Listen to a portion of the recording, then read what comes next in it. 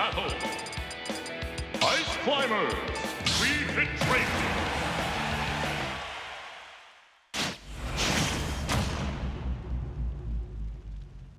Three, two, one, go!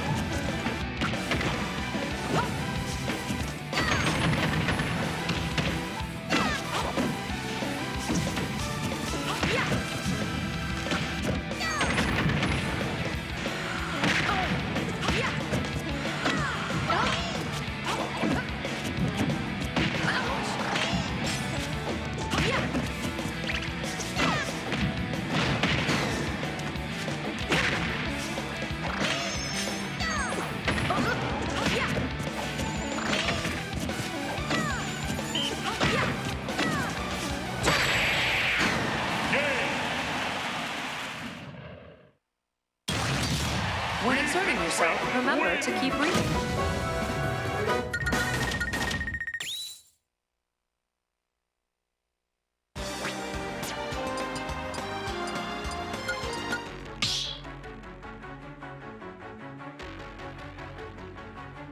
Start battle! Ice Climbers!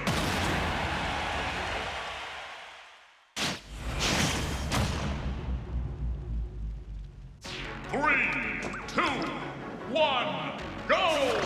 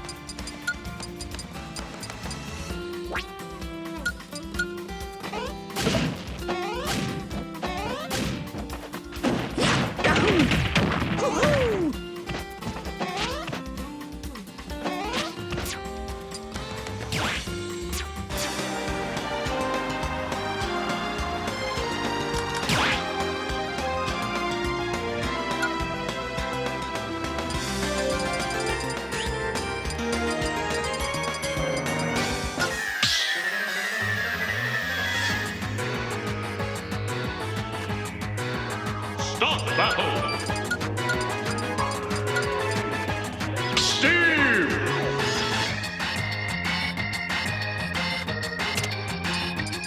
Steve! Rob!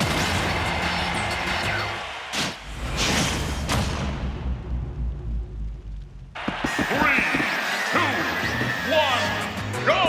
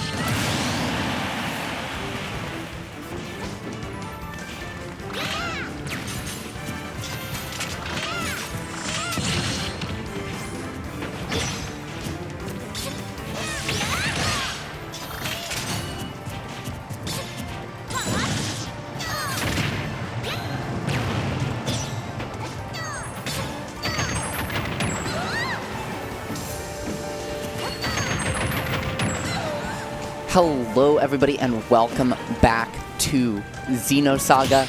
I'm Ritual, joined here by the lovely SwissWriter as we're getting into the already ongoing bracket here. Quadstream going strong. And Swiss, this is a small one, but it's a stacked one. Tell me a little bit about it. Well, you know, we got a Rockin C out here rocking that Zelda. You know, last night he was like, I hope you enjoy my Zelda. I'm like, it's always a pleasure watching it. But so far, small but mighty brackets. Obviously, I think people are still doing their summer vacation. But if you're not here where the fights are hot, then you're not really having a summer vacation. Well, I think I tweeted it out. If you're not here, then where are you? What are you doing? If you're not signing up, what are you doing? They're watching at home, right? Right? And if you're in the Manhattan area, you come out. There's still time. So it didn't pull my we don't know where you are. Didn't pull my thing. You're up blue sky. No, it's. I mean, we've got some great names in the house too, right? We've got obviously HO3K's own John Numbers, HelpR. We've got Hareta, the Rob player, Chicago and New York, and we've got Ling, and we've got Haze from New Jersey. So still some great talent here. Game number 4 here in losers. Already jumping into. The score's wrong? Yes, okay. Unfortunately. It is a 1-1, I believe. Thank you. You're very welcome. For that, Swiss. We've got Big C versus Rockin, Zelda versus Icy's here on small battlefield. And speaking of matchups you don't see very often in Ultimate. I think Rockin may be sweating just a little bit because, you know, obviously he had a great first win, but Big C's was a pretty confident victory there in Game 2. So he's like, oh no. He knows what I'm doing. He knows the gimmicks. Big C also took a game off numbers in winners. One game one, obviously, you know, down in losers now. That set didn't go his way, but a game off numbers is still a game off numbers. Yeah, and I would say that puts you in a watch out category. For sure, and Icy's as well, so good as we're seeing, right? Big C really making use of, even what separated these climbers so good at just covering space, is you do have a small disjoint and just better burst range, less lag on your buttons than Zelda does, can make you really effective at just lower commitment, finding ways in. That being said, I would say what separates good Icies from bad Icies is how they handle the solo Po. Yeah, no, absolutely. Sopo for the win. Oh and my gosh, speaking of for the win, taking a stock there, Swiss. If you can kill with solo Po, you can kill with anyone. Well, wow. Well, hold on. I wouldn't go that far. But right now, just both players looking for the neutral, and we're going to see that Blizzard Squall come in and right, trying to find an opening, and just the single hits, not finding the sweet spot there from Rockin, and not just the mark. When you can't find your mark as Zelda, you give your opponent so many opportunities. These Icy's exploitable off stage, but Zelda, again, that startup just so hard to really lock them down. Right, Big C getting as much extra credit as they can with this solo Po. And so far, ooh, this could be big. Not a death yet, too high a percentage to get that sweet spot. And, you know, they always say when in doubt, right, just press a side special with Ice Climbers. Yeah. Big D likes to call it the Sister Twister. The Sister Twister? Yeah. Or what do you call it when you're solo? Sad. I miss you, sister? You call it sadness because you don't have the power of friendship. No Sora needed right now, but... If he kills again, you owe me an apology. Yes, you do. Do I? Yeah, you're like, you can't kill with anybody. That was a full Sopo stock. I'll give it up. I'll give it up. You don't see that one every day for sure. But the pressure here, we're not even seeing... I was about to say we're not even seeing the D-Things, but he was cooking there. Big C looking for the footstool. Oh, unfortunately didn't find its mark, but was just trying to close it out in style. Oh, that being said, you give Rockin an inch, they're going to try and take a mile. Oh, keep these Icies from getting back and resetting to neutral, but honestly, Big C's defense here has been so impressive. They're playing incredibly evasive. Oh, yeah. Rockin finally being able to actually get in and do some damage, but looks like they're back together again. Can't separate this team, not for long. No, sir, you can't, right? Every mountain climber needs their partner. And right now, just the pressure coming in. Zelda doesn't have hers. Oh. This is the alternate timeline. And, well, Rockin out of the tournament, but Big C moves on. Yep, beautiful stuff there. Just the way in which Big C was just consistently wanting to move around and avoid just like avoid Zelda, really take advantage of that low mobility, again, that end lag, and just force you to be in too many places at once to effectively zone a character who sometimes can get stuffed out by zoners pretty hard. Now, I mean, here enlarged, we've got numbers and Caststarman. I can never pronounce his tag. Caststarman. Caststarman, but it's the second ST that throws me off. Speaking of throwing off, though, numbers... John feeling a little off today. What's going on? Lost a game to Big C, now lost a game to Caststarman? I think Tri-State is leveling up. They're learning. They're labbing against specifically John Numbers. I mean, to be fair, right? What did Tilde say? It was like, yeah, 7 years I finally beat Numbers, and then I won a major. That's that true. year, like Numbers is the definition of a scene gatekeeper, right? And so, you know, and honestly, maybe the most so of anybody in a single local scene in Smash Ultimate, to the point that, like, yeah, if you want to succeed here and you want to be PR, you want to win these brackets, you need to be ready for Numbers specifically, more so than Zomba, more so than VV, more so than Carflow or Fawn or anyone else. If you're not ready for Numbers, what you doing? True. Honestly, we should give them a little punch card. I've beaten Numbers X amount of times. Beat him a 10th? I don't know. We'll get you a cup of coffee. On the house.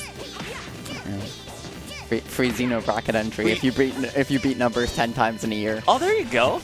Hell, we'll give you free. It'll free never entry be for a month. redeemed. Hey, you know what? Maybe fun. Only fun. True. But right now, just the spacing from Caststarman, right? They're playing a very defensive playstyle here with Pichu, almost more reminiscent of her more evolved sibling here, right? That is the female Pichu with that spiky ear. Oh yeah. But it's just, you're willing to use these electric property moves, even though they self-damage you, even though you're so light, which puts you at risk, especially with deep breathing, as we just saw, right? Of losing that stock.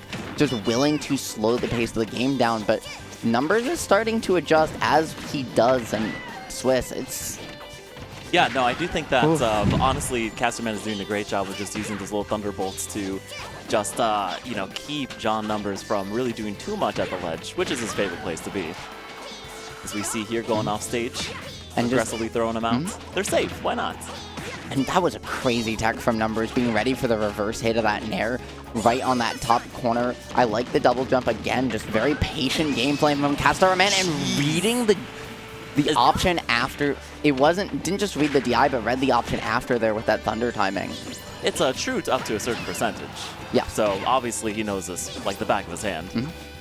But it is also DI dependent still, and still reacted to the option afterwards there. That being said, Numbers up one step. Yeah, not letting you build any extra credit at any point, Swiss, and just the pressure is starting to build here on Caststarman, because you give Numbers a game, then you're like, okay, now I'm in a game 3 situation against John Numbers, and I have not been there as many times as he has. This is kill percentage, unfortunately, for Pichu. And you can tell, right, like, when Numbers starts looking for those on-stage header resets, he wants blood. Like, that's when he really is starting to, like, focus in and clutch up. And yeah, that's when you know you're in trouble. He knows what you're doing, just like that. That time, Caststarman not able to react to the air dodge jump mix-up, and Numbers able to find the way out. Now it's Numbers' turn to try and slow down the pace of the game. Caststarman trying to find the stock, but Numbers is doing a great job holding on, and at 150, Pichu, I one hand, bam, out of here. And yeah, at 150, anything's gonna kill Pichu, deep breathing or no, it doesn't matter. You can have the worst kill power in Ultimate, and Pichu's still gonna explode. So I wonder if we are gonna see a change to the heavier Pikachu. Obviously, he was doing great, but racking up damage over time, it is Pichu's biggest weakness, aside from being a light character.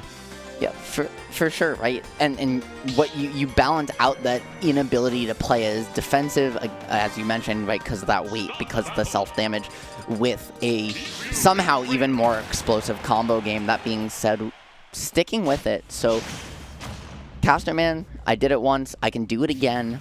Going to Smashville here, opting for a much smaller stage, trying to really optimize Pichu's aggressive combo capabilities here and give Numbers nowhere to hide. Right.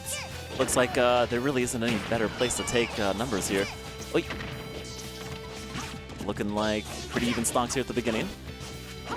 Trying to make something happen, but that percentage keeps racking up. And that was a beautiful soccer ball placement from numbers, right? Using that fact that soccer ball has a hurt box, so it puts you in hit lag to then find the punish on Caststarman's option. That being said, numbers, even with those creative mix-ups, still can't find a way off the ledge, but it's gonna be the side special going to pull you a little too far. There was no way Caststarman, in trying to be efficient, unfortunately reset the situation to neutral, and now just trying to close out the stock, not let it come back to bite him.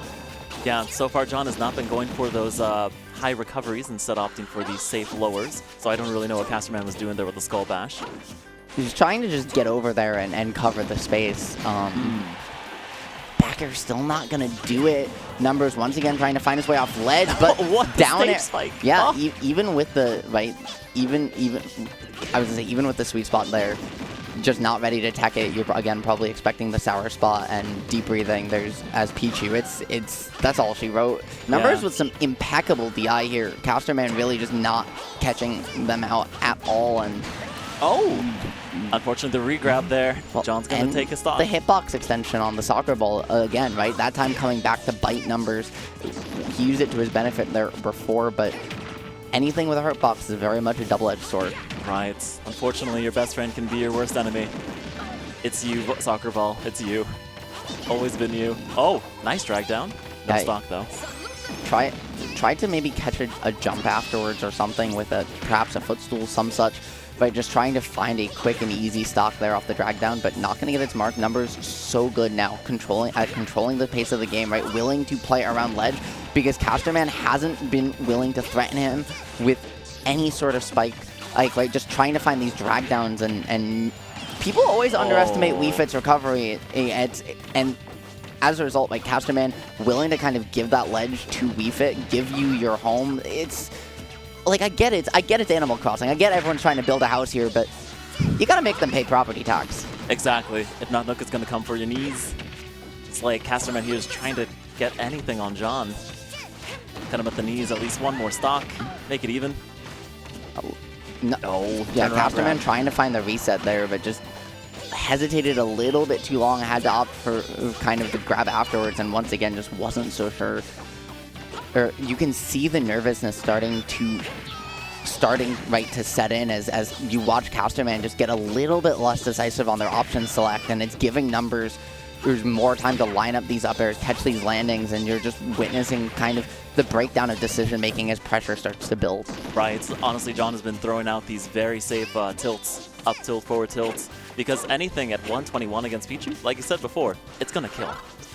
And Pichu just looking for, Caststarman just looking for maybe a grab or sun to the face. Yeah, Caststarman expecting anything other than that from numbers, really, right? We hadn't seen the salute in that situation. Once numbers does like to go for it, but it hadn't come out at all, especially not with the T-Jolt. We've seen a lot of soccer balls in that position because naturally covering that angle, changing your horizontal momentum, it's just traditionally a much more flexible tool. Exactly. But the thing with Sun Salutation is, guess what? It goes through T-Jolt. Oh, that's right, it does. At least the powered up version. Yeah. Speaking of T-Jolt. Oh yeah, we got the female Pikachu here. All right. Yeah. Lucha Libre time. Listen, you got to do it for all your fans. Pikachu Ices is about as far a tier list gap as we might be seeing today. That being said, Big T definitely starting to change some opinions on Ices placing in the tier list. And we're seeing once again, right, this use of a small stage to force aggressive play. This time it's Prkr just not really able to get away, as we're seeing Big C just do such a good job utilizing the micro spacing and the desyncs, resyncs, and dash turnarounds to just change the spacing of these climbers to just cover every opportunity of a landing zone that Prkr might have. And it looks like they've just been doing a masterful job of creating space. As we can see here, only 106% on their first stock. Hey, even with Nana gone, Big C still on board. That's all right. You know what? Regroup. You have cursed. You have become a caster. Congratulations. Commentary curse incarnate for sure. I think that was my third curse today. Ugh. I'm sorry Swiss, to all of them. Swiss is only round 2! I know! What am I doing? Big C, though, able to find the stock and now, like, already find the decent corner situation, trying to set up that blizzard wall. Oh, you're just trying, like, get a decent started in the corner can be lethal. You don't want to give Pikachu stage control where you have to contest this T-Jolt to get on in, and we're seeing Big C do a fantastic job playing underneath this center platform, using his little house, but staying at the edge, too, to never give Prkr any, like, never let him take stage control, except at the cost of giving up the platform for it. Exactly. You know what? Pikachu should be really happy by this because, listen, it's summer, it gets hot, and the ice climbers are just here to chill him out. Well, I mean, to be fair, wearing that much spandex, I'd be pretty hot too. Right? Like, it doesn't seem comfortable. No. And it just gets tight in all the weird places. Okay, Swiss. Thank you for that. Thank you for that image. The up air, though, going to provide a much more favorable one to Big C as he closes it out and, well then. Moves on. I think it might be 1-1. Yeah, was it 1-1? I thought it was 2-1 Yeah, already. so did I, but they're still sitting there. If you can, Oh, all right. We can see in the venue cam off stream. Well, they even it out. So, yeah. You guys want to stay on this set, or do you want to? I was going to say, we can... Hareta? I would love to jump over to HelpR Hareta because that's such an absolute banger. HelpR, you know him, you love him. Let's go. Whether it's on stream or behind the stream, running the show. Oh, maybe Tri-State's finest on the sticks with the Sora.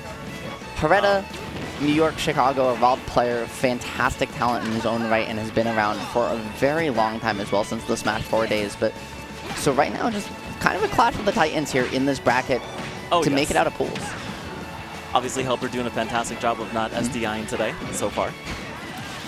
Instead, taking a little spin to the face. Yeah, the down smash there, finding shield poke, so gonna just be a kind of quick conclusion in the favor of Hareta. However, down 100%, you have to find some extra credit on the stock, right? Close that gap just a little bit, and that was just crazy spacing from HelpR. Yeah, a great call out with the up smash.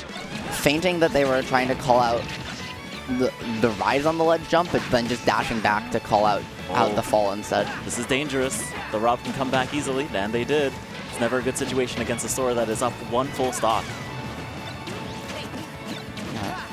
And you're just seeing HelpR here, right? Just play patient into the reset, but what a setup from Hareta. It's Sora. They'll come back. Yeah, but found the conditioning and still then, right, had the reversal. Gyro always sends the direction you shoot it, regardless of which direction it's thrown, which is why it'll send back or forward.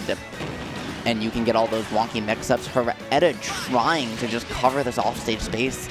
There's nowhere to go because, as you said, this character plays the game in the air. Yeah, but honestly, Hareta's just doing a fantastic job of calling out all these recovery options from HelpR because he has been going low every single time.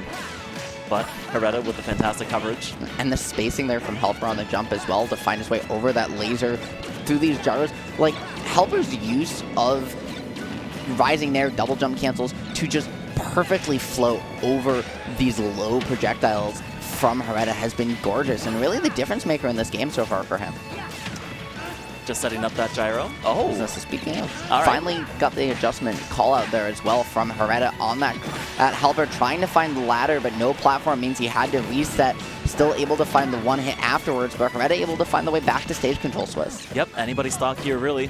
Just one good hit. Offstage situation could bring it out, but nope. Thunder missing. And the hard commitment from HelpR there, not going to work out. Tried to find the reset into the back air. Going low. Yeah, and now it's Hareta's turn to show you that Rob can also go around the world. Nowhere is safe. You have to respect it. The projectiles are coming out, Hareta starting to adjust to HelpR's aerial movement, really abusing Sora's floatiness, and the down throw's can he gonna mash? do it? No, that was barely makes it out. crazy. All right, this That's might it. be it. Yes. Yes. No way out of it.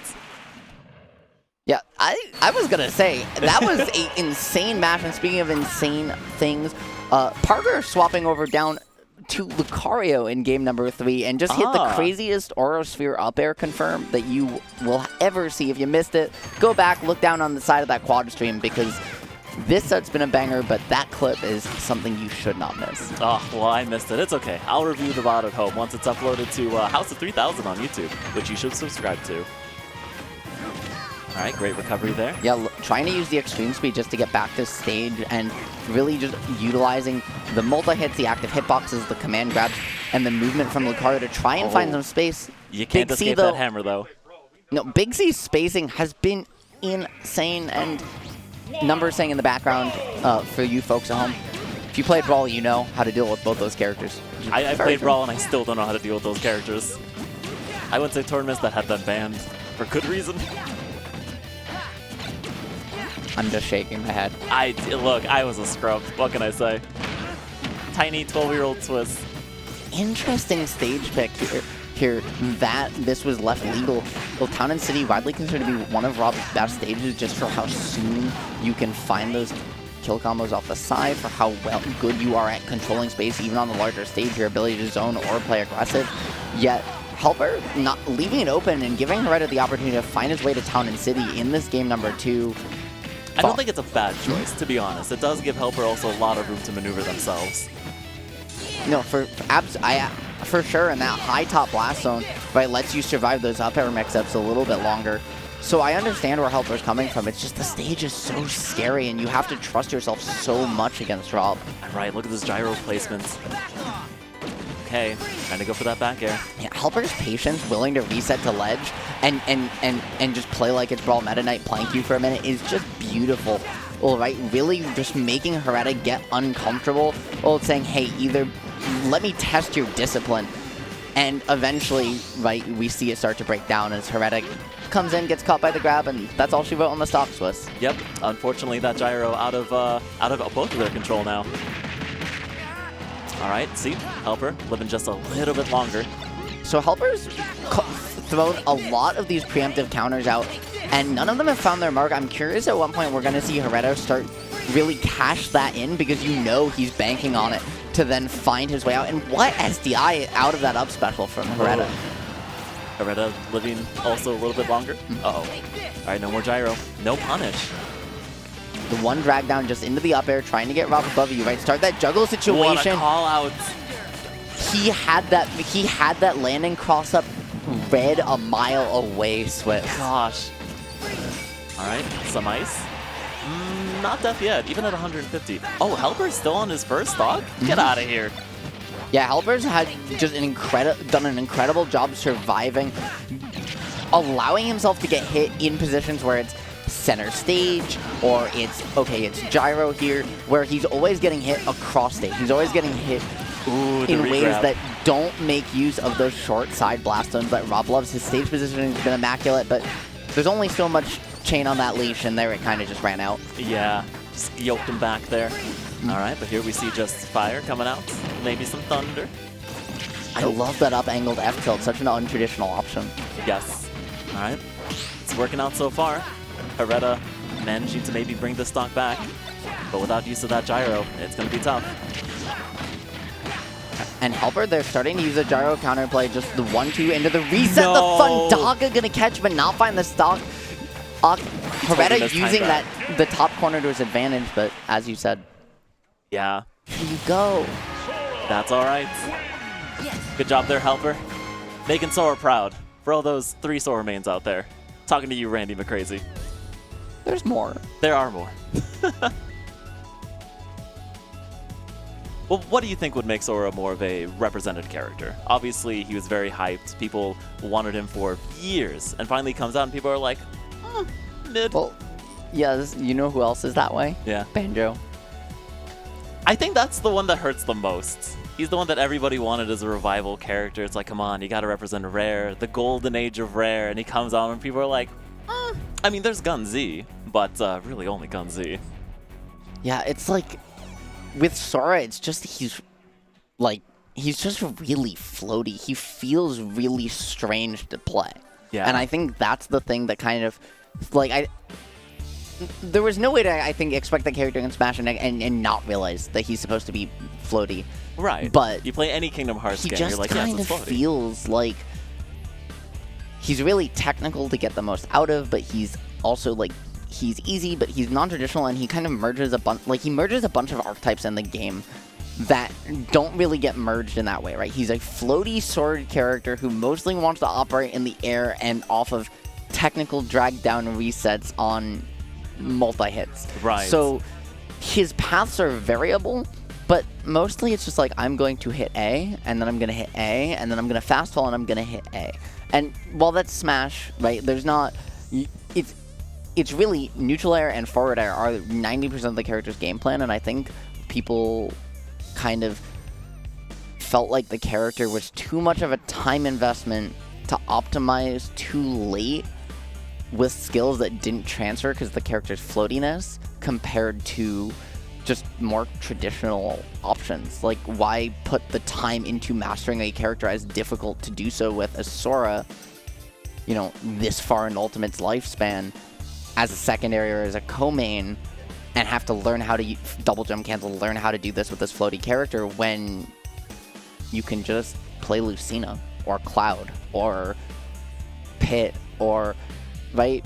Like, it just feels like the character has a lot of tools, but does he really, like, how do you put them together? And the margin for error of that is so small. I think it's going to really matter because you mentioned the lifespan of Ultimate, and you're right. It is, it's been like 6 years, something like that. It's been a long time. But we've had DLC, we've had lots of tournaments, viewership is rising, participation is rising. And so I feel like we still have a very long lifespan ahead of us, especially if we get a port to the next Switch. Knock on wood. I don't see a revival. I mean, I don't see like a reboot anytime soon. I mean, it's... I think the next Smash game is either going to be a shorter... It's either going to be a shorter game, like a smaller, a much smaller roster, and it's going to be exactly what you said, a reboot of sorts, a soft reset. Right. Or, I mean, without Sakurai, kind of has to be. Well, we don't know for sure it's going to be without Sakurai. He's taking a break. He never said he's retiring. He's a workaholic. That man will exercise, watch TV, and play a game at the same time. Yeah. True. Well, my apologies there, folks. I guess we're taking a little bit. We're taking. You're mute. Go. Oh, okay.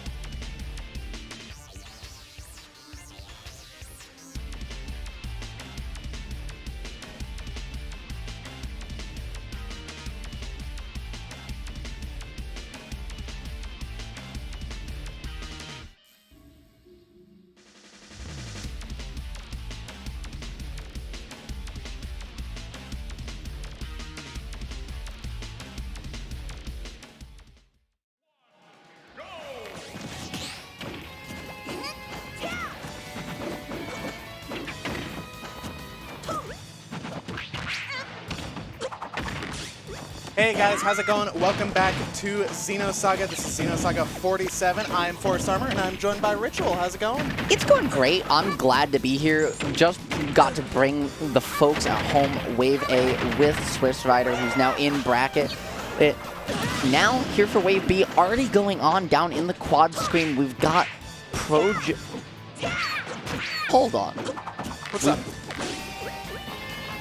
Yes, there is a Kirby on screen. I was gonna say ProJo's just Devin. I mean, it's just Devin. ProJo is playing Toon Link, not Kirby.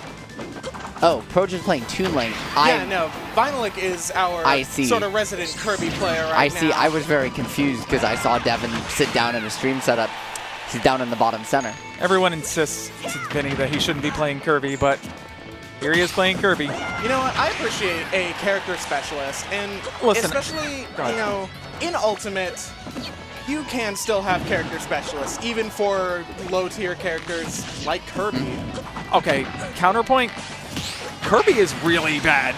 Like, even compared to low-tier characters. Counterpoint. Both many Pac-Man players use Kirby as a secondary, and also TK1 in Westchester has consistently good results.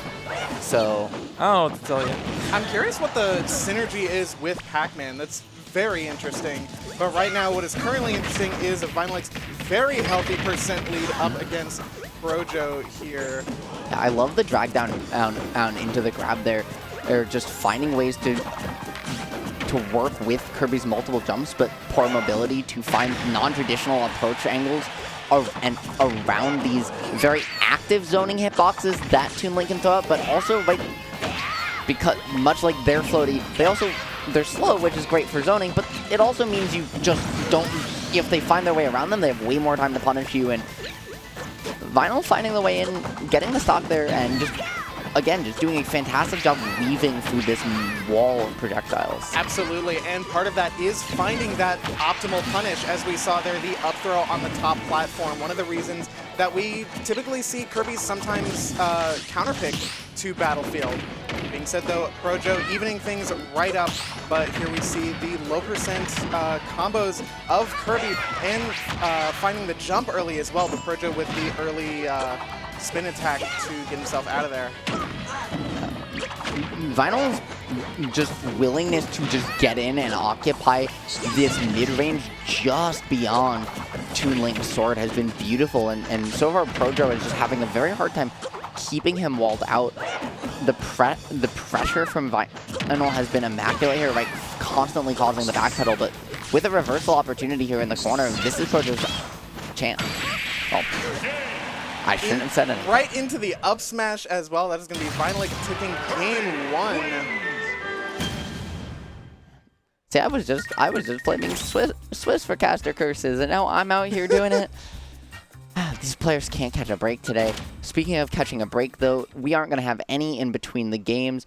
We've got Mishka and Masstxr coming up. Coming up.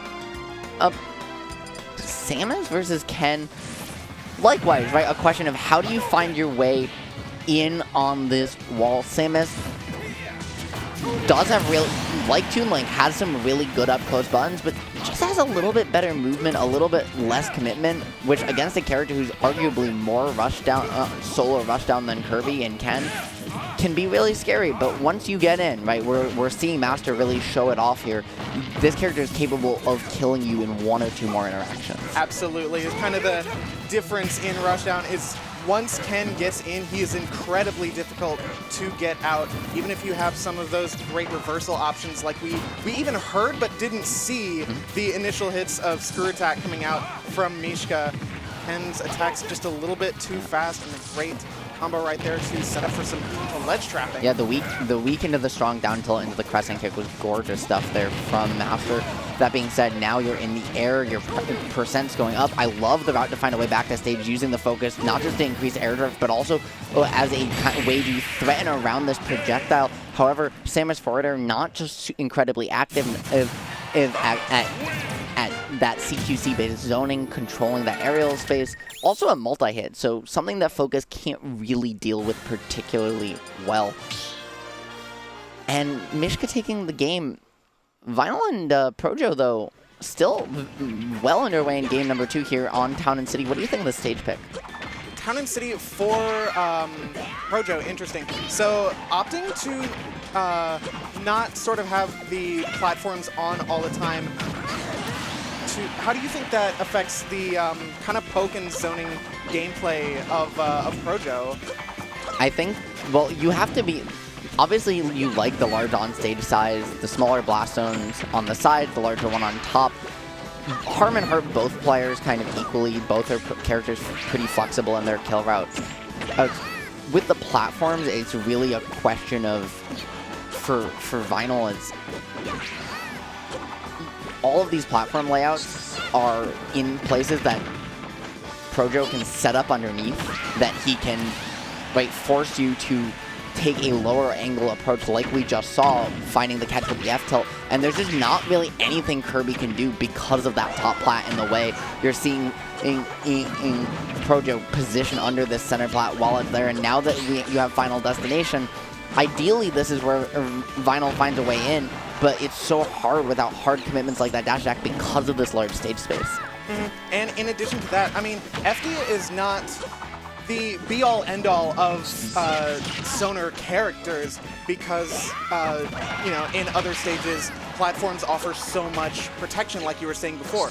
But if you've got a character with extremely low airspeed, like Kirby, only having just these jumps to kind of mix his way in, he's having a bad time, and he's having a bad time with that F-tilt. ProJo evening things up 1-1. I think anyone's going to have a bad time with that F-tilt. That move is, if you don't know about Toon Link F-tilt, that move is absurd. It covers absolutely everything.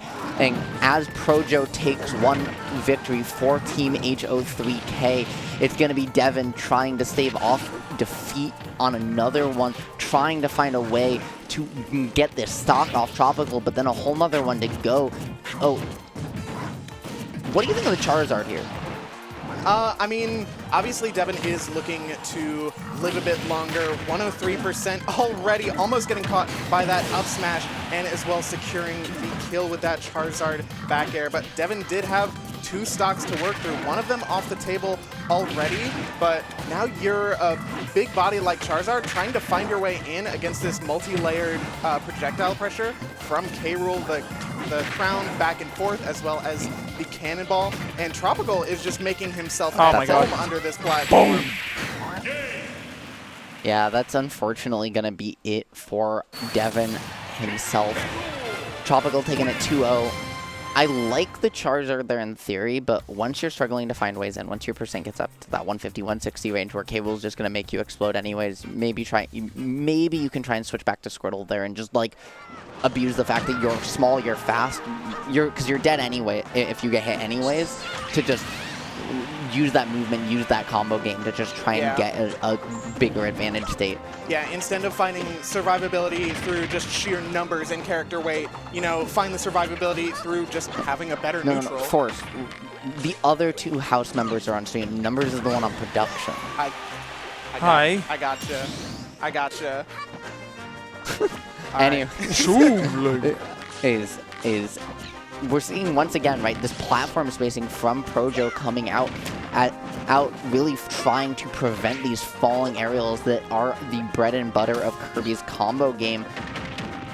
I just like to say, these characters are very tiny. They are. Yes, very tiny, very cute. Yes. Like the camera zooms in based on heights as well, so just seeing them all zoomed in like that, and just how short they are compared to the platforms, it's just like, they're so tiny. That combo was nuts. The cooking right now is absolutely real from ProJo. Trying to find the hero spin, which Toon Link's, unlike the other Links, doesn't deactivate on shield, so can be a little bit safer of a pressure option in that situation. The down throw bomb there with the up special was so smart. Vinylic had the right idea there with the F smash, trying to catch ProJo coming down swinging from the platform as he did, but unfortunately just barely missed space. And now we're back into this neutral. What a down tilt to save Vinylic. Surely a back throw would be at least close to killing at this percentage. Yep, once again, these bombs are just placed perfectly. You can see how familiar ProJo is with this matchup, right? Just able to utilize that active hurt box to right, to just prevent the up special from Kirby in its entirety. One of his best anti-zoning tools, not just because of that big disjoint on the front, but because of the grounded projectile it shoots out, as well as his mix-up back to stage. That being said, Vinyl finally finds the mark, able to reset to neutral, and this game dead even right now, Swiss, despite the fact that so far it felt like ProJo's kind of had a step ahead mentally the entire time. All right, Vinylic getting that slide in forward tilt. Vinylic's been looking for that specific ledge trump setup a lot, and you can even see he can just react to missing the ledge trump and getting the neutral air, setting up the situation so that there he could get the up throw and now find himself in a stock lead. I will say the grab there on the roll from ledge on reaction was beautiful reaction-based ledge trapping from Vinyl. Well, perfect positioning and again to make up for the fact of the low speed and the pancake under the Zair there from Vinyl as well, abusing this character's hitbox and hurtbox shifting to its absolute fullest. ProJo just trying to say, get off me, trying to recreate that zone of control that let him really keep this game's pace under his command all the way through, but it's just so hard because somehow when you at least expect it, Vinyl just keeps finding ways in. Absolutely, and I think what it has been kind of coming down to is Vinylic is finding a lot of on-shield punishes. I think we're seeing ProJo getting a little bit antsy. You know, we are in game 3. Speaking of antsy, there's a... He just tried to call him out holding forward with a charged F smash. Yeah, and when you give Kirby those sort of openings, Kirby is pretty good when it comes to close-up punishes. Now we're going to see ProJo trying to set up that space once more. Yeah, we tried to see the Z-drop. We saw the Z-drop bomb attempt trying to almost act like a snake grenade there to hit the bomb, blow it up, try and trade out, but just not able to find his mark, and you just keep letting Vinyl get back to stage. He's now swinging. Both players feeling the pressure of not wanting to go down. In winners round 1, this match incredibly intense for this early on in bracket, but when you have a small but deep bracket like this, that's how it goes. When the nerves are on edge, who can take that deep breath? Who can clutch up and clutch out, and Vinyl able to hold it down? Absolutely. ProJo just getting a little bit too nervous. We did see a dropped punish on an up smash on shield, and that is going to be the difference, that clutch factor that you were referring to.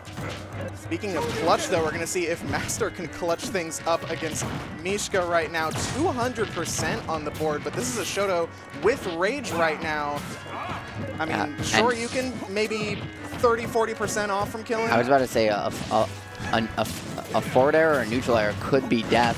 We've now seen Masstxr land 2 of them and that focus reset, but Mishka's just doing the beautiful job at playing Samus like this is Wi-Fi and just running the heck away from you. Uh-oh.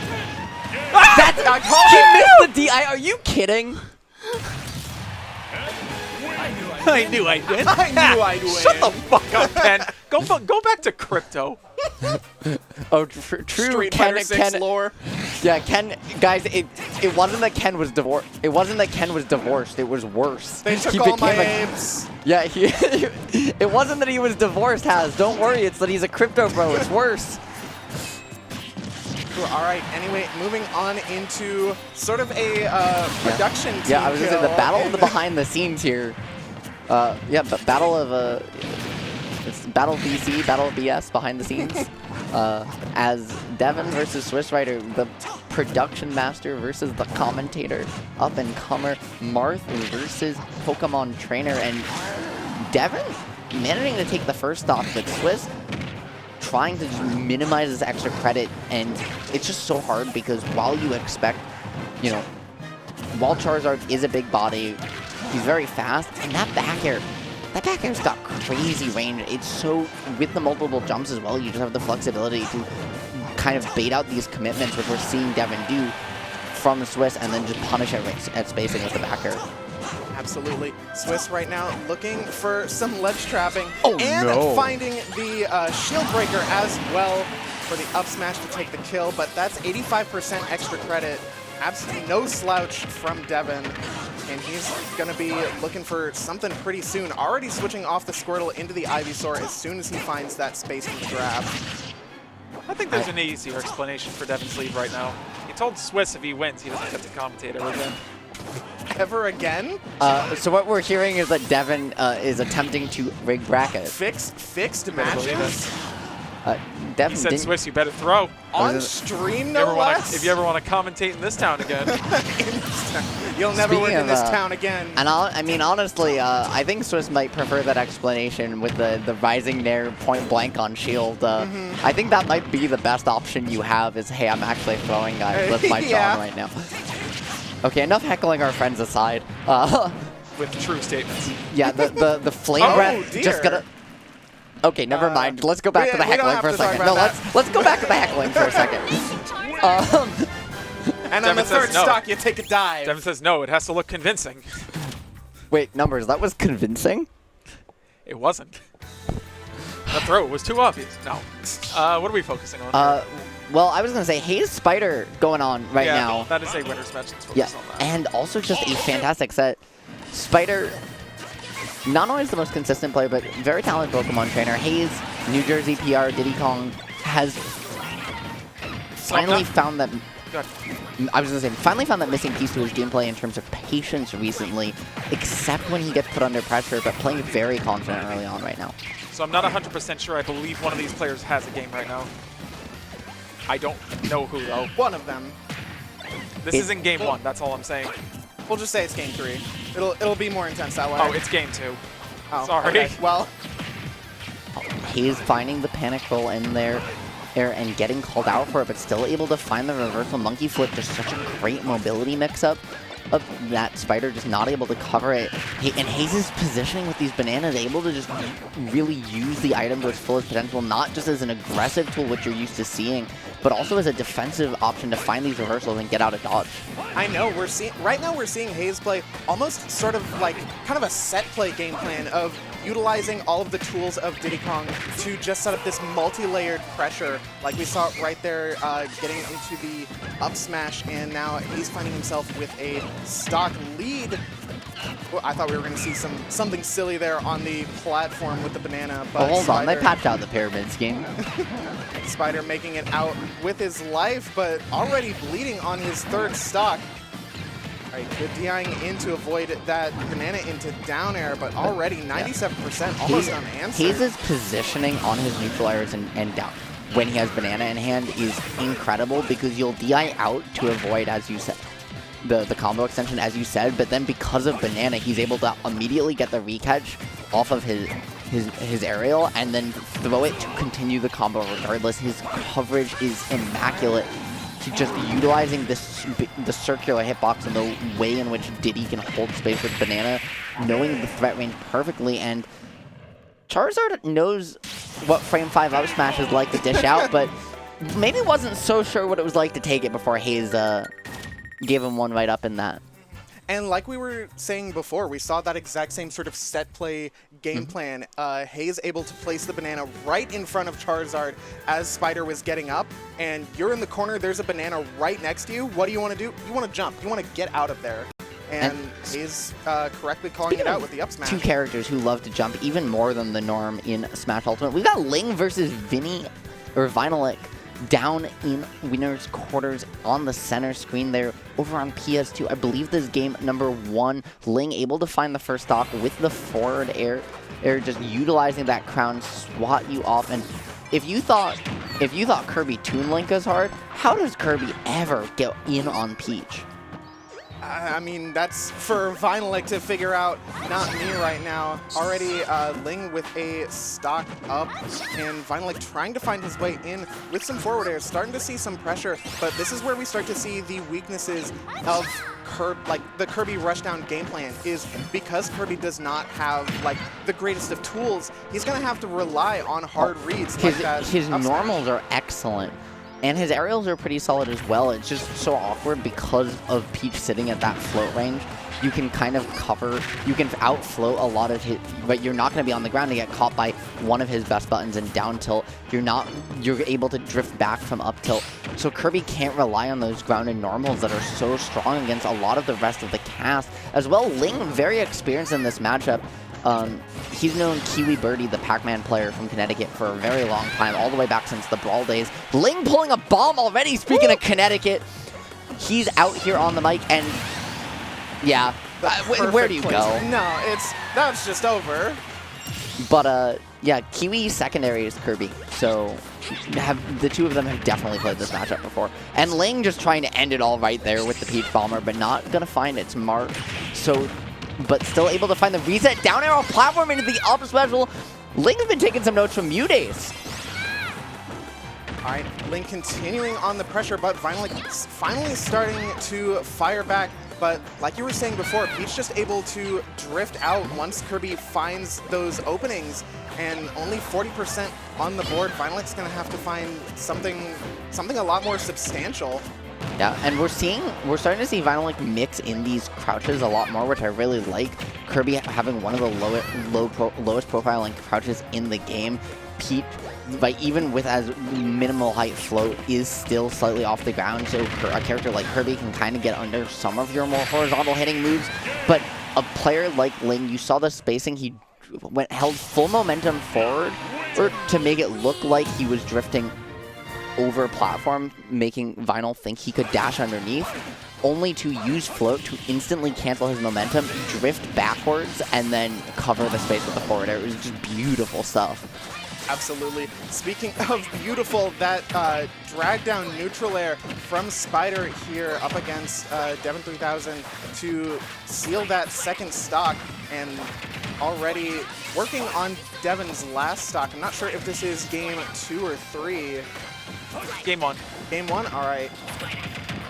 Finally now Devin getting to start things a little bit, but not able to make it through Spyder's shield on the platform. Realizing the air dodge fairly early, but Devin going to be able to tether right back to ledge. And I appreciate that they're both willing to just keep it consistent and being like, hey, no, it's a Ditto. We got to play the same Pokemon at all times. Because literally, as soon as one of them switching, pretty much the other one is, and we finally see the swap over to Charizard. And right now, Force, I mean, Fire does beat Grass, so Devin might, you know, be sweating a little bit as he tries to figure out how to overcome not just the stock deficit, but also the type matchup. The type matchups. Maybe. I mean, Devin is starting to get things going here at the ledge. Did not quite believe in that down air there, unfortunately. Spyder is going to be living. And he grabbed right out of the Pokeball. Yeah, I love the delay, right? Just getting the read and realizing that Devin was kind of willing to build those panic switches, wanted to jump over to the Squirtle. Not because water beats fire, but because big body, big combo strings, right? You're already dead at that percent. Maybe a little bit easier to get some evasion going. Unfortunately, though, came up a little short for Devin, and Spyder going to take it 1-0. Speaking of 1-0s, though, Ling up that count as Vinyl took him to town, and that's a really interesting stage pick, Force.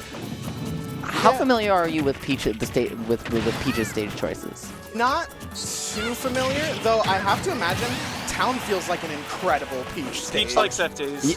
Yeah, Peach likes FDs. She likes large stages, but honestly, FD is her least favorite FD. Town and Kalos are stages she likes a lot more, and it's because of the platforms. It's when these high or even the lower platforms come out, once those side platforms come out, Peach can jump up there, control that space. She's still got the open space in the center to combo you, but she can just do exactly what Ling's doing here, where he double jumps, he floats, and he literally just circle camps you, utilizing these high platform heights, because most characters in the game cannot get up to you from the ground without an absurd commitment. It's just so hard to pull a lead back from the princess herself on this stage. Absolutely. And like you were saying there, Ling just making themselves comfortable on that top platform. And as Kirby, how do you get in on that? You're wasting like 3 or 4 jumps to try and challenge that. And that's a commitment that Ling can just float away from exactly. The answer is you kind of don't. Yeah. There's like, it's not that matchups are unwinnable for sure, but taking Peach to this stage as a character who kind of has a harder time moving around as Kirby does take a miracle. Vinyl doing a fantastic job trying to find a little bit of a second sun there, so, you know, a little bit of maybe an attempt at some cheese. Vinyl not out of this one yet, but 152 Force. It is going to be a ways to go, and you're going to need to make some magic happen if you want to get back in this one. Vinylic certainly looking for a miracle there, getting put in an awkward situation after the animation of inhaling the vegetable. Now 176. This is pretty much anything will do it. Vinyl is just trying to find 3 times. We saw that neutral special, the inhale, come out twice, but there was a moment where he jumped and faded back slightly and then immediately drifted in. You can see he's looking for an inhale there as well. So 3 attempts at Vinyl to try and find the inhale, get some cheese, bring it to a game 3. Not going to find its mark. We had a lot of cheese before, but the only things in common between this one and the last one is their love of FBs. It's Professor MGW versus Masstxr, and what do you think of the Greninja-Bowser matchup? Greninja-Bowser matchup. I mean, I think, honestly, I think this feels pretty good for Greninja. Obviously, big bodies, big combos, like we were seeing right there. That being said, though, off stage, I feel like this is where Greninja can really start to struggle. Having a hitboxless recovery like Greninja's, and as absurd an advantage state as Bowser has, MGW might be having some trouble making it back to stage. That being said, though, finding a combo to now potentially set up for a ledge trap of his own. And we saw MGW there trying to utilize the win box on that up special right to just push Masstxr away from ledge, doesn't find it, but is able to kind of force out the panic afterwards and utilize Greninja's really high base move speed to close out the stock. You can't be rapid jabbing Bowser.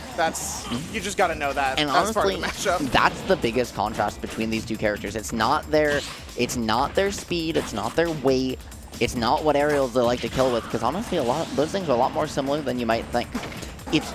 They're out of shield game, right? Greninja really doesn't have a great one.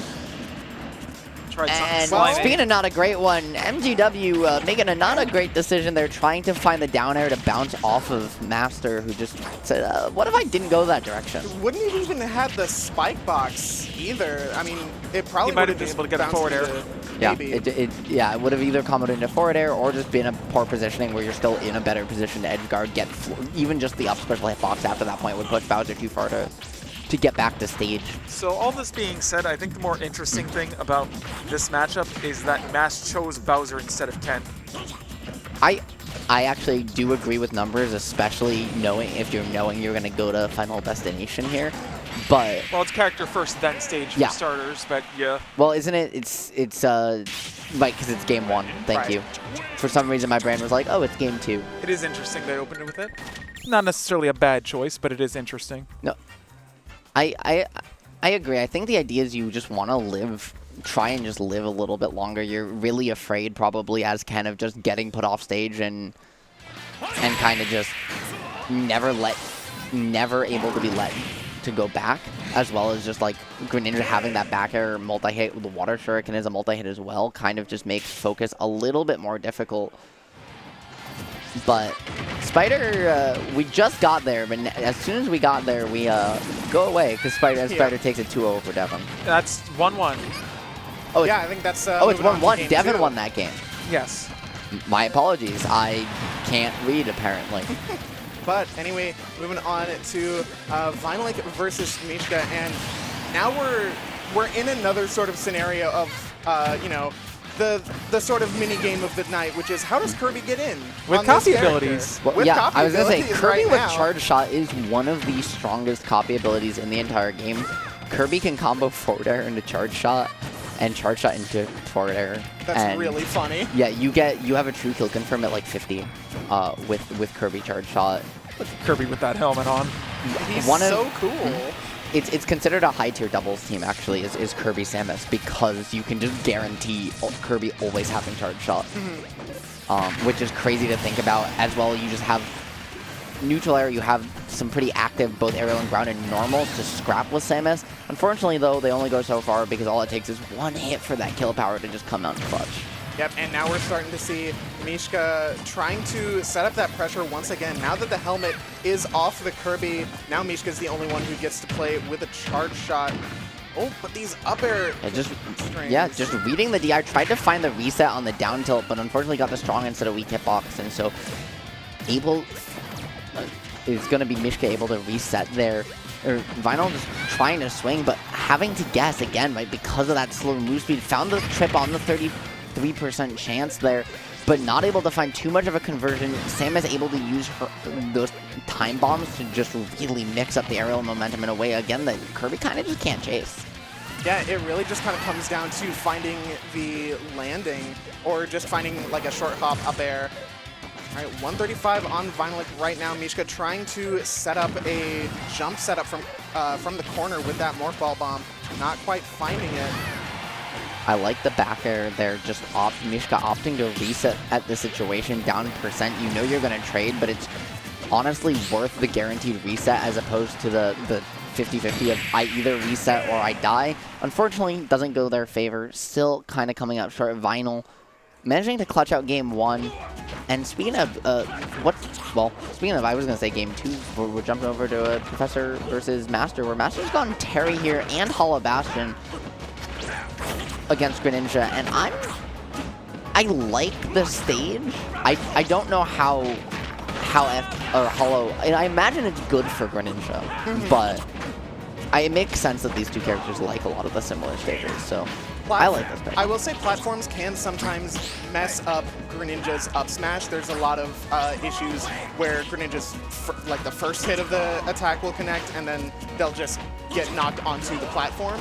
So that is something that MGW is going to have to keep in mind here. What a fascinating interaction as that game came to an end. The down air into both the power dunk and just both players and into the shadow sneak attempt to cover the power dunk.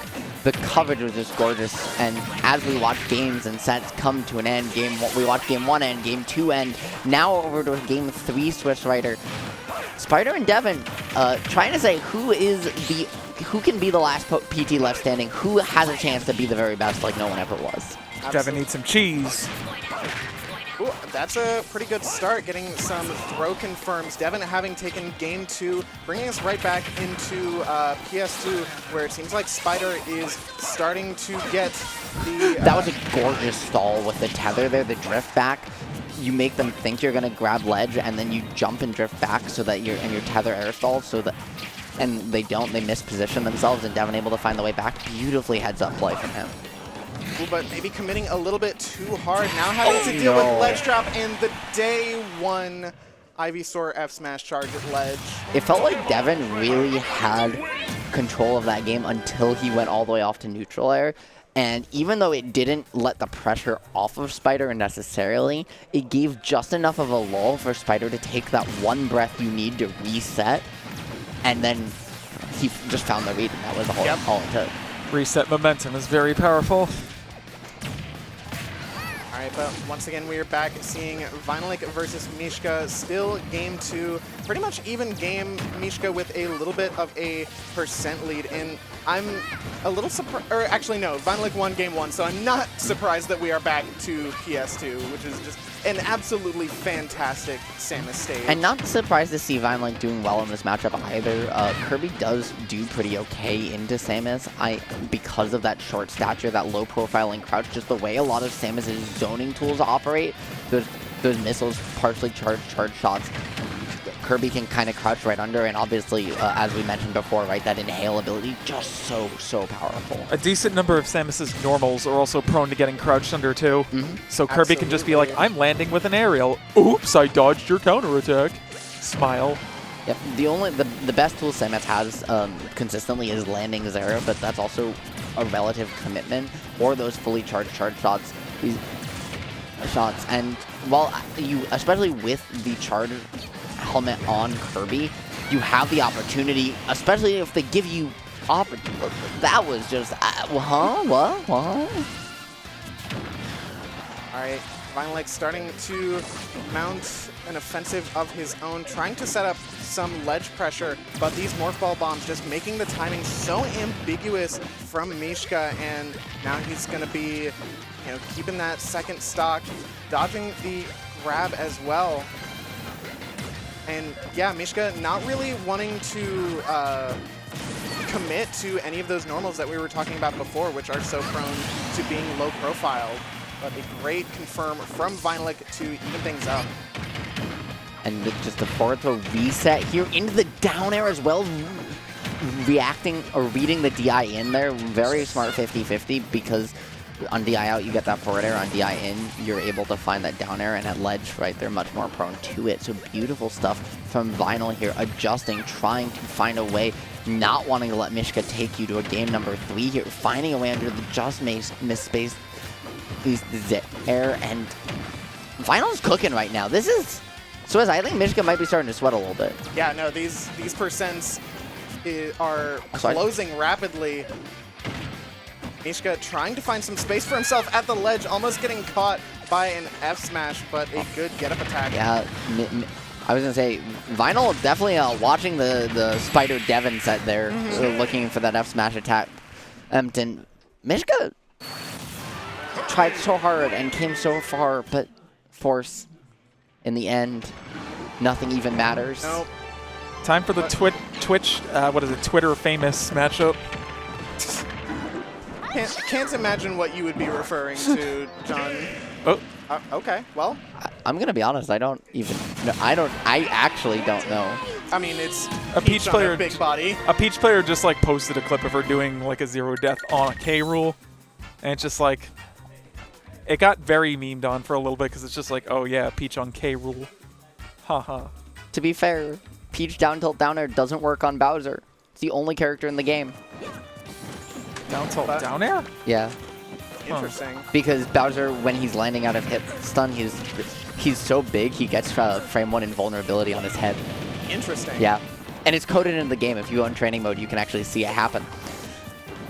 So, it's not useful in a lot of matchups, but it does actually mean that Peach combos on Bowser, you can't even do them as a joke because a lot of the common ones just don't work.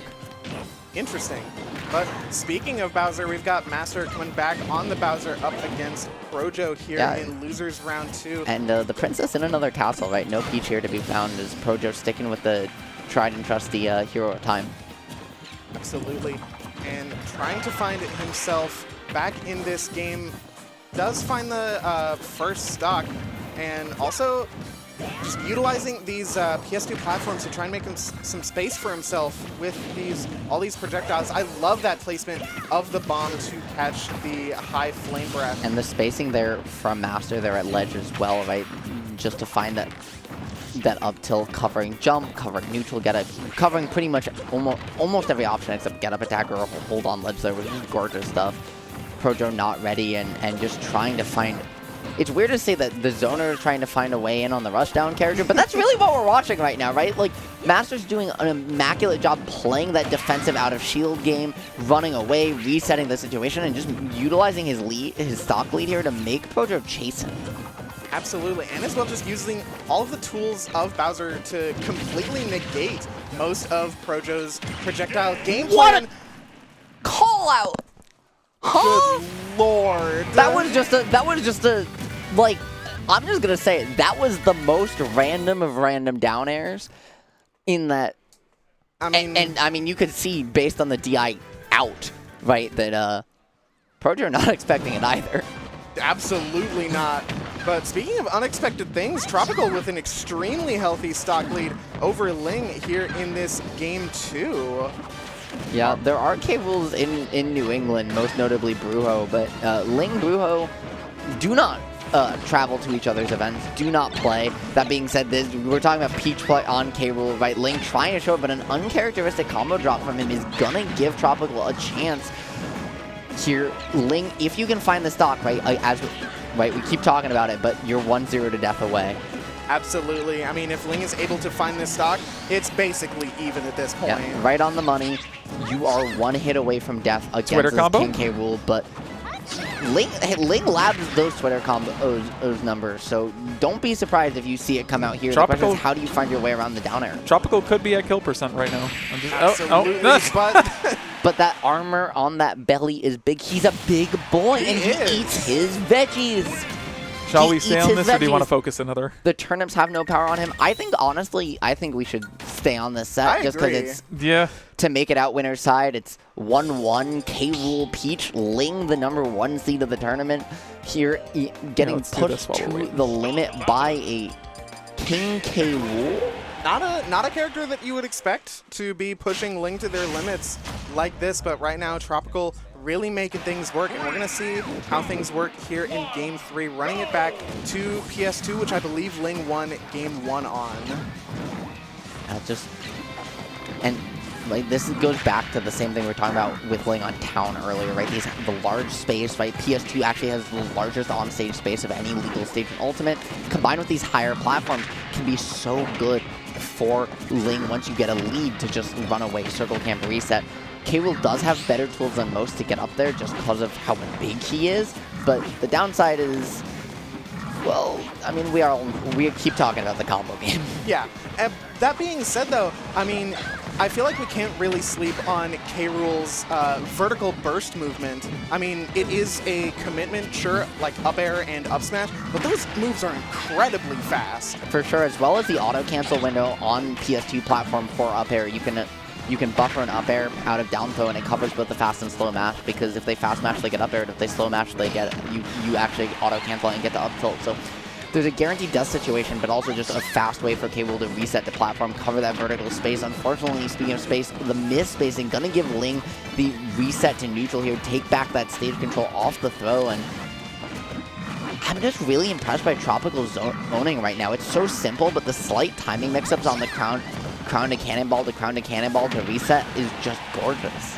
Yeah, and I mean, in addition to each repetition, Tropical is gaining space, pushing Ling further and further to the edge. And once he, is able to push Ling into the corner, then you can start making Ling, swing wildly and find these punishes, especially like we were seeing with that armored dash attack.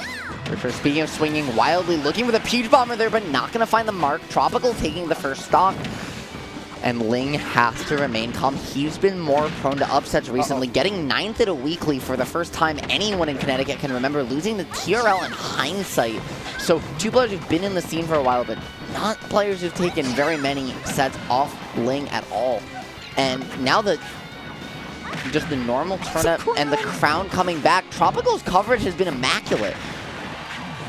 Absolutely, it just feels like he always has a trick left up his sleeve, but finally the back air breaking through that armor and getting Ling on the board, but 88%. Oh, just kidding, it's even. Yep.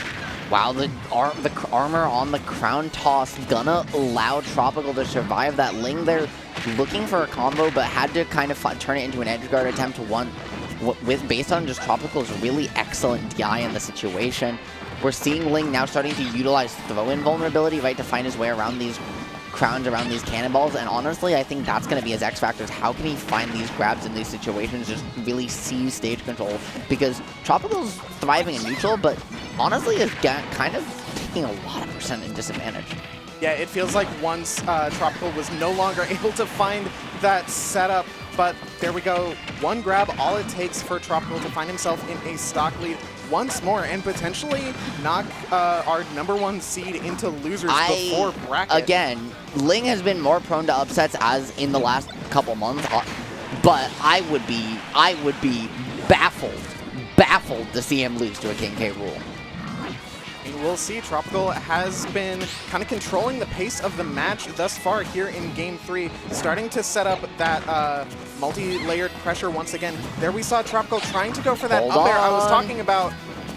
The pressure from Ling just racking up. You see him really put the drive on, but holding the DI in. He's got like 4 forward airs in a row. Ling going for the early up smash. Oh! The DI, Ling just holding on by a thread. You can see the nerve starting to sweat in. It's Tropical finding the clutch. The match is going to do it! Are you kidding? Are you kidding me right now? Are you...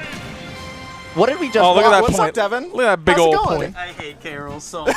But this is good content. You know That's the you know the king. thing is, now we have to convince Ling to travel to Mass to play Brujo.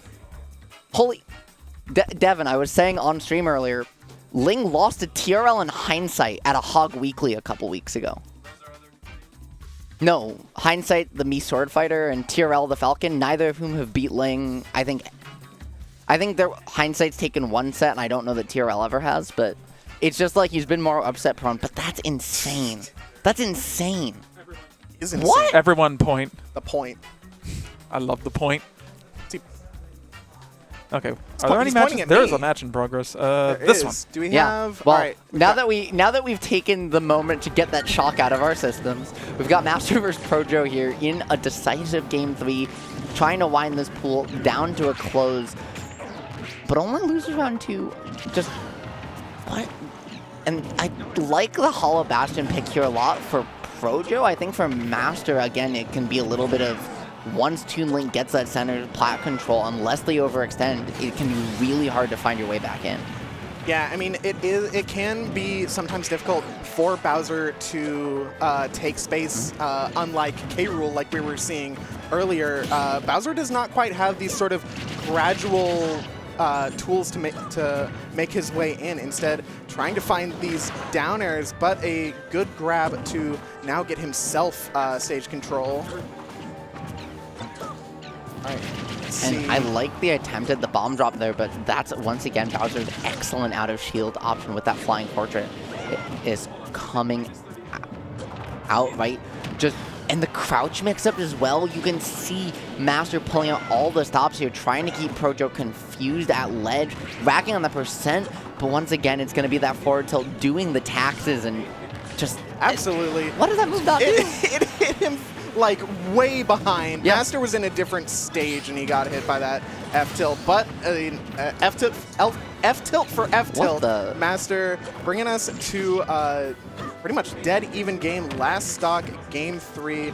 Both players kind of vying for this center stage control right now. So it really just kind of exaggerates both players' game plan. Both characters very difficult to get in on. Right now, Masstxr is the one holding down that fort. And we see there the attempt at a mix-up on timing there with the double jump into the bomb from ProJo, trying to find a way back to stage. Masstxr's been so efficient on the edge guarding, but they're getting caught swinging just a little bit.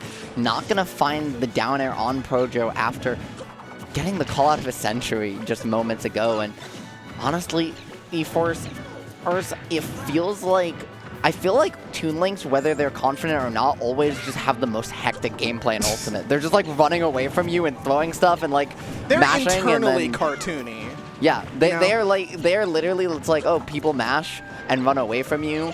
It's like the you know, the sound effect, like the actual Bugs Bunny. Yeah.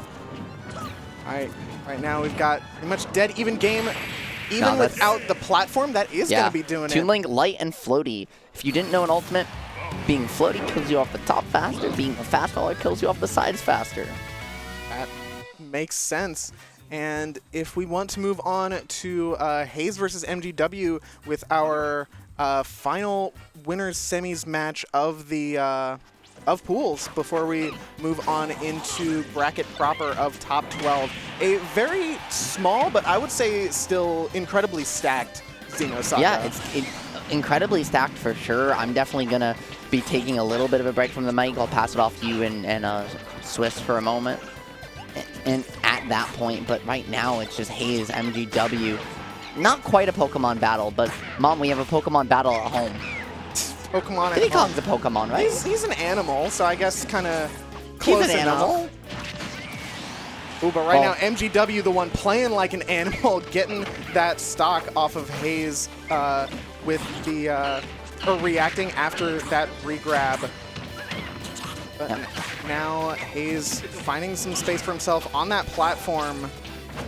And watch how MGW is trying to contest Haze for this banana constantly. Haze's banana play is one of the pensions of his game plan. They're using the back air knowing that MGW was gonna run in for it, but Haze hasn't been able to make use of this banana, and Greninja just, without banana, Greninja's faster, has better burst range, and just as good frame data as Diddy Kong.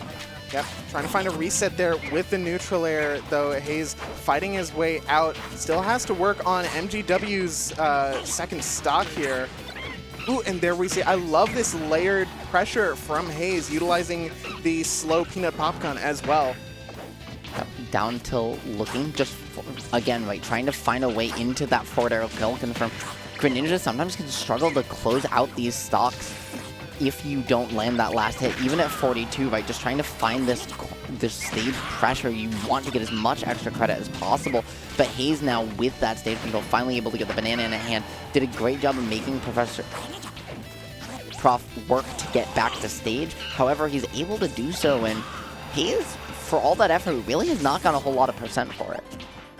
Yep, 155 now, though. The banana will confirm into that up smash. Easy peasy. And Haze bringing us to even stocks. Gonna see if he can find some big opener with banana in hand on MGW to bring us to an even game.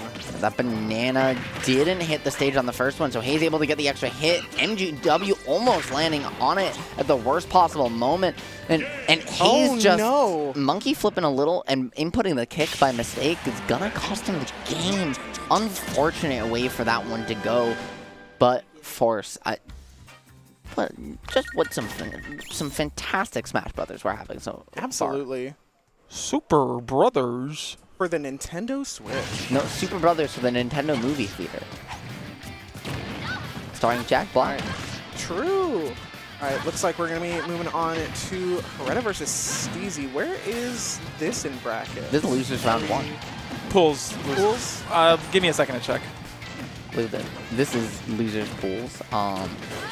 This match is... No, it's losers of the actual top. Of our actual top 12? Noted. In that case, I will be signing off for a moment. I'm going to go get Swiss. Good. Some great casting. Oh, wait till I turn it off. Jesus. Okay. You done? I'm done. You're mute. All right. I will see you in a bit. And we are going to be moving on to Hareta versus Steezy, our first match here of top 12 in Xenosaga. Ling and Suave at the bottom is also... Ooh, just figured I'd mention that. Yeah, we've absolutely got some hot sets coming up so far. Steezy right now with Hareta at the ledge. Hareta getting a little bit too aggressive there with that neutral air, trying to reverse the situation on Steezy. But speaking of, Steezy also getting a little bit too antsy there with that reversal up B. And it looks like I'm going to be being joined by SwissWriter, who is sitting down. To see you. Hello. Hello. You are now live. I am now live. It's so great to see you, man. All right, so where are we at? Hareta versus Steezy? Ah, Steezy. Okay, come on. Hareta. Please beat him. This is the guy who knocked me out of brackets. Lamo. No biases here on the commentary. Listen. Lucina, an amazing character. As a Marth player myself, gotta root for the Lucina. Yes, if you can't be the Marcina, then no one can be. Absolutely. But no, Marth obviously wins the matchup, though, right? Yeah. Just because it's like, yeah, we both want a space, but Marth gets the advantage. Yeah, Marth gets advantage for spacing. Exactly. The better player does have advantage, though. And oh my god, get better charactered with some gyro 0 to deaths from Hareta, bringing things to even stocks after Steezy had a really healthy 2-stock lead over Hareta. One thing that I did notice about Steezy is his patience is immaculate. If he sees you doing too many things, he will just wait. All right, as we see here, just putting on the pressure there at the ledge, playing it very safe. Yep, we did see Steezy with some good counterattacking, while Hareta was getting a little bit antsy coming back from the ledge after a high recovery. Ooh, going for a quick burner boost there. We call that fast Rob. The fast Rob. I love fast Rob. Well, Rob fastly went to the blast zone there as Steezy takes it. Yeah. There are many things about Rob that just get me so annoyed. Fast Rob is not one of them. I love Rob just going fast. He's so funny. I love to see Rob just go fast. Actually, if we want to move on... Suave takes a game off Ling in losers. Moving that to... All right. You want me to move to a different one? I was thinking maybe Ling we and check out... All these sets are really hot. I was thinking we could check out Haze and MGW as we check out the very last of our pools matchup. MGW a game over Haze, but no, Haze is going to be moving things on to game 3. So instead, why don't we check out Ling versus Suave, another incredibly tense game 3 of Falco versus Peach. This is absolutely going to be a match of who can optimize their advantage the most. These are two Twitter combo characters. Twitter combo characters. Oh, okay, all right. Peaches are more impressive. They're now offline. Give them some credits. Yeah, I'll give you that, John. Falco is I did an up throw or up tilt and got the world handed to me. Hey, you know what? There's the world. But you know what? Peach is the one with the better buttons, so. That's true, but who has the better games? Also Peach. This is actually very interesting. All right, Ling now a stock down. Suave getting a bit of a starter there with the Falco Phantasm, but choosing to keep his stage presence with the PS2 platforms and the lasers. All right, looks like Suave is just playing it very carefully here. Off stage, but can still make it back because Ling cannot aim those turnips to save his life. Yeah, right now, I mean, just kind of some easy peasy recoveries from Suave to avoid those turnips, but finally Ling finding that back air and bringing things to even stocks. Almost a dead even game, but another uncharacteristic combo drop. No drops here, though. Wow, he evened it up right away. And finding the forward air on the Phantasm as well. Another drop from Suave, giving Ling the in that he needs to really put this match back into his favor. You know, say what you want about Twitter combos, but they win games. Look at them go.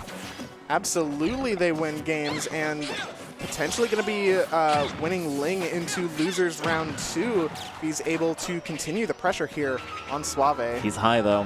Oh, boy. Yep, I mean, especially if you're up a stock on game 3, and you have this character who like really kind of exacerbates like the combo game like Falco. Like, why not just stall for a little bit up there, kind of frustrate your opponent a little bit? Right, especially when Suave just needs one back air to even it up. Absolutely. Being said, though, all right, getting some drag downs, but missing the conversion off of the platform. Down smash. Ling says, get up off of me.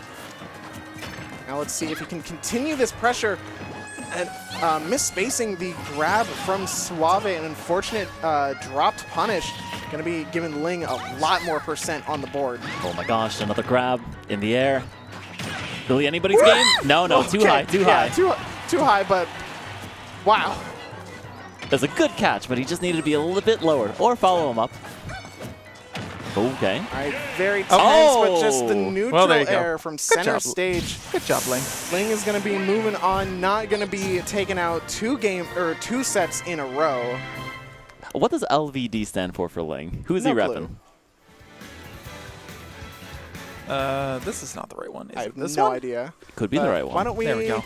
Yeah, another game 3, Haze versus MGW. It feels like it's been a while since we've seen these two, but only one stock taken here on game 3.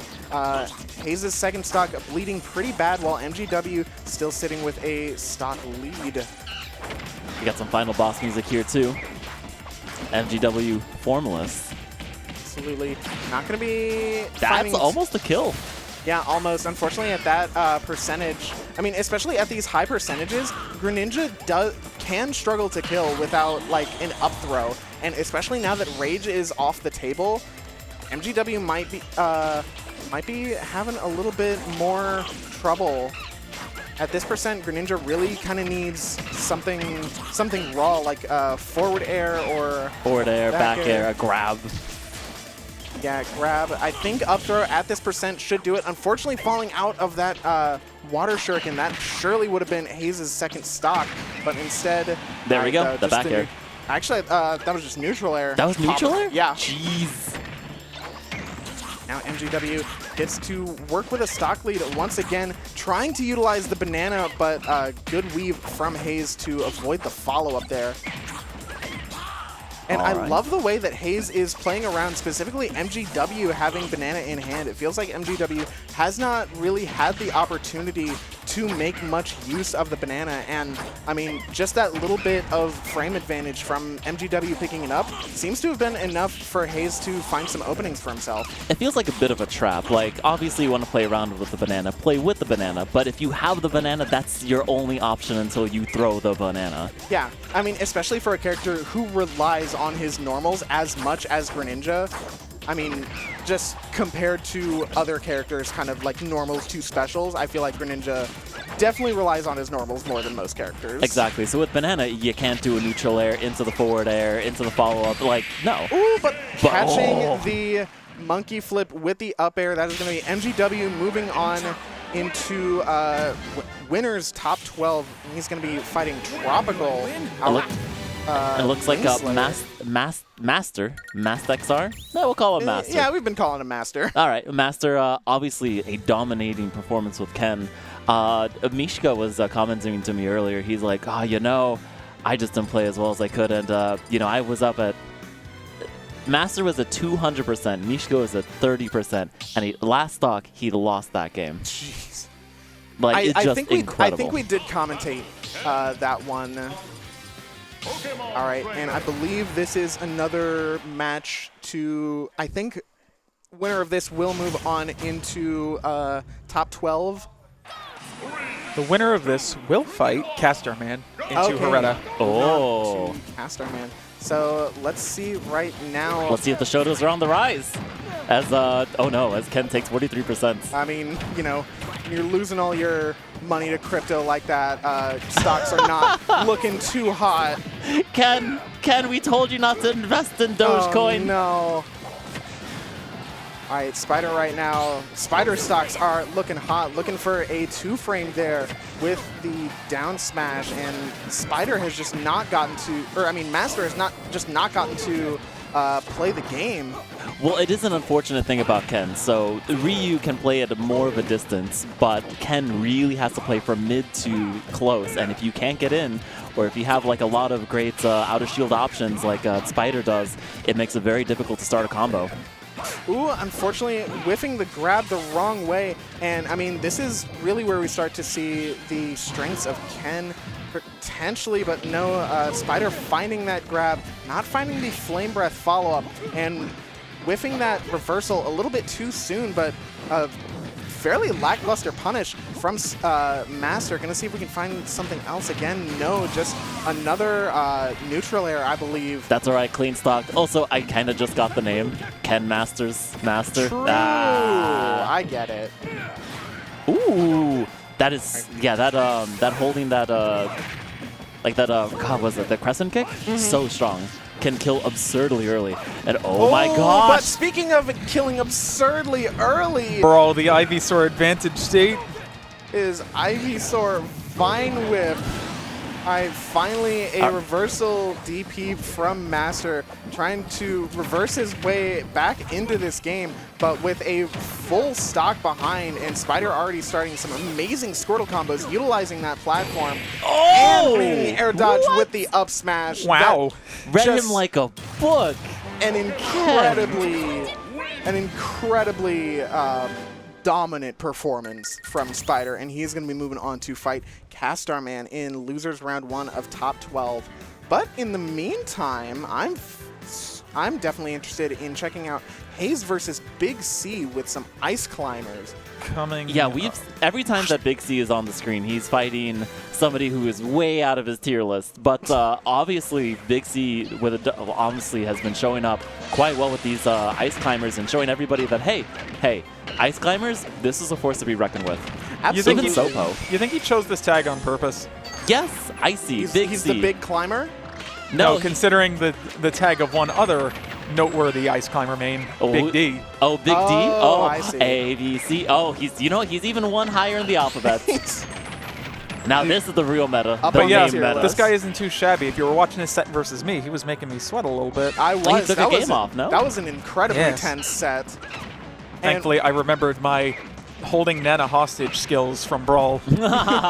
That's right. You were commenting earlier that if you played Brawl, you know how to fight Ices, and I'm like, I've never learned how to fight Ices. Well, it's been a while since I fought an Icy, so a little rusty, but I will never forget how to hold Nana hostage and murder her immediately. Well, you know what you have to do at SmashCon? Play Brawl. Ugh.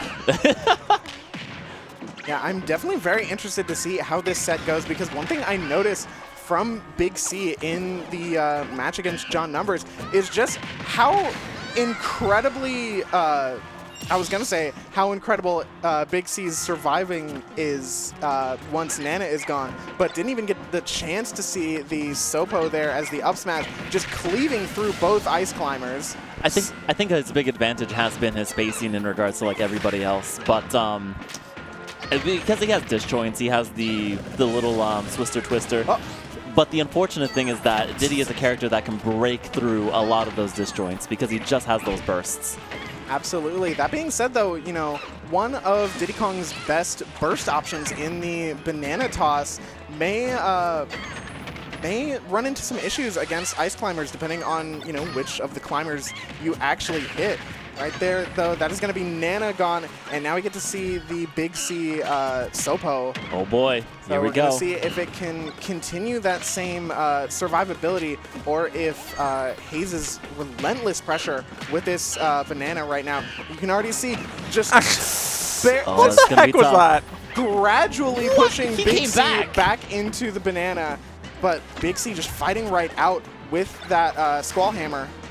Banana now in hand, Oh, looking for boy. some cheeky setups of his own, but a high recovery. Sopo can't really do much about that. Oh, Excuse no. you, that is Nana in the front. Is it Nana in the front? I can't tell the That's a difference. solo Nana. All It's right, the hair. let's go Their solo hair's Nana. different. I can't tell from here. Popo's got the little spiky boy hair, and Nana's got the less spiky girl hair. Oh, they kind of look androgynous to me. I know, but I mean, it's Also, it's the so voice. much The voice is easier. a bit of a dead giveaway. Oh, I just like hearing the sound of my own voice. All right, here we go. Ooh, can still make this back, but at 177, it's tough. Yep. Yeah, trying to use the banana to find himself some space, but not quite having the throw power to really threaten Haze there at the ledge. That being said, though, getting some threatening there with the Blizzard and getting a confirm or a kill confirm out of it as well. Big C right back into this match, pretty much dead even. Let's see if we get some sick desync combos here. Nope. This guy knows how to desync. He really Absolutely. He can do it almost on demand. does. Really? Oh, we'll have to ask him later how he does it. What's his secrets? And if he says the lab, I guess I'm never learning. Just figure it out. No, yeah. Oh, Just the figure get it up out. attack, saving Big C from the monkey flip grab. But Big C really trying to find his way back into this game, finally getting some confirms there. I'm actually a little bit surprised that the Blizzard didn't knock Haze out of the barrels. Oh, but the banana actually tripped both of them. Alive? Oh my gosh, alive. Nana living. Nana lives. Gonna see We have seen solo Nana do quite well against most characters. Let's see if Big C can pull off a victory. Oh my looking gosh. for a big read on that with that F Too smash. much. Too much. Oh my Just gosh. fighting the his way out sister. with the Squall Hammer, but just running into the banana. Unfortunately for Big C, this banana has been doing so much work in this matchup. But a back air, that icicle would have been deadly. Nope, that could be it. All right, here's the thing. Haze Squall doesn't have to Hammer. really. No, called out the jump. Yeah, and I love the attempt there from Big C. The just kind of the very subtle fade back from after the Squall Hammer to make it back to the ledge. So yeah, but that is going to be Haze taking game 1. Absolutely. Oh, that was game 1. Yeah, oh. that was only game 1. Oh my gosh, he was fighting for his life there. Obviously, best out of 3, so every single game is a fight for your tournament life. I'm not sure when we start best of 5. Best of 5, we don't. No, we do. It's Saturday. We don't got work Saturday. tomorrow. Screw Oh, that. you We're don't have work Smash tomorrow. Brothers. That's true. That's true. Well, brother, let's get back to our smashing good time here as we go into game 2. Rob? Red. I don't know about this. Could be because of the FD choice. That Maybe. makes sense. Very interesting. Yeah, I think. That being said, though, I mean, Rob, that's still a pretty big combo body. Goodbye, but Popo. the- Oh, no. Oh, no. The bait! The That jump was so funny. Haze sending Nana outward to be like, yeah, go save her. See what happens. You'll be fine. You know what? This is canon now. He has a mountain to climb.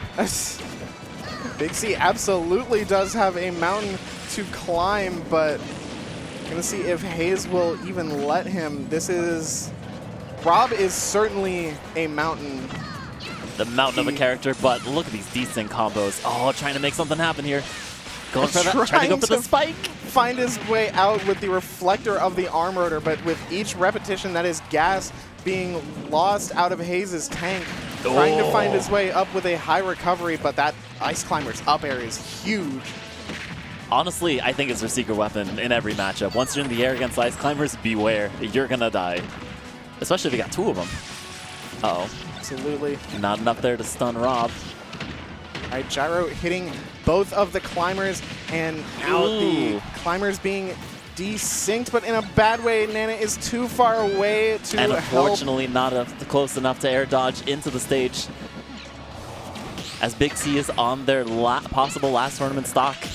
Yeah, Haze just making quick work of these climbers on FD. And Haze has been calling out this Sister Twister for like every single time they've used it on FD. Right, There is no chance here. All right.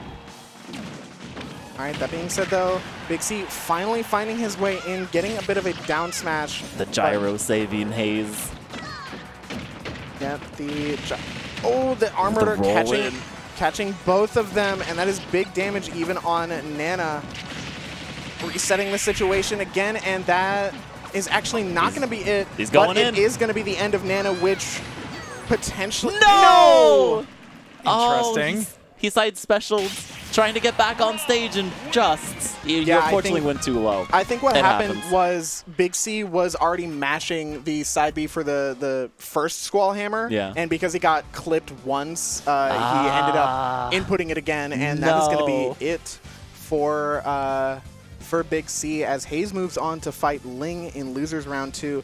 But in the meantime, we're going to be going to a quick break as we take care of some stuff behind the scenes. So guys, make sure you are staying tuned for some more Smash Brothers here at Xenosaga 47. Yeah, and we'll see you in just a bit. Mics are cold.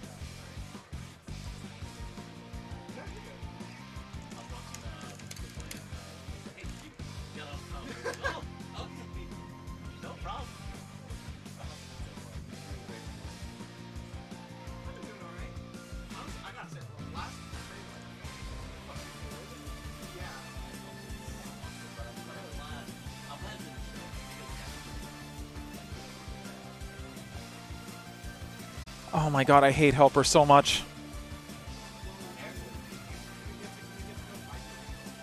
No, because